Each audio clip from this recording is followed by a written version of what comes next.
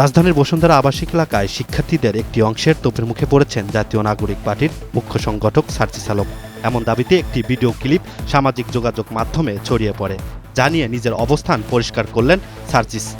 বুধবার রাত 2টার দিকে নিজের ভেরিফাইড ফেসবুক আইডিতে দেওয়া এক পোস্টে বিষয়টি নিয়ে মুখ খুললেন সার্জিস আলম।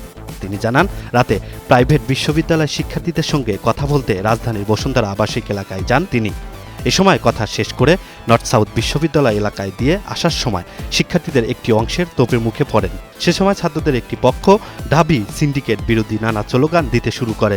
স্লোগানের এক পর্যায়ে ছাত্রদলের শাকিলের নেতৃত্বে কিছু দুষ্কৃতকারী সন্ত্রাসীরা সাথে থাকা বেসরকারি বিশ্ববিদ্যালয়ের শিক্ষার্থীদের উপর হামলা করে। এতে বেশ কয়েকজন রক্তাক্ত হয়। ছাত্রদলের শাকিল সহ বাকি সন্ত্রাসীদের দ্রুত বিচারের আওতায় আনাসহ ছাত্রদলকে অতীত থেকে শিক্ষা নেওয়ার কথাও জানান সার্জিস আলম।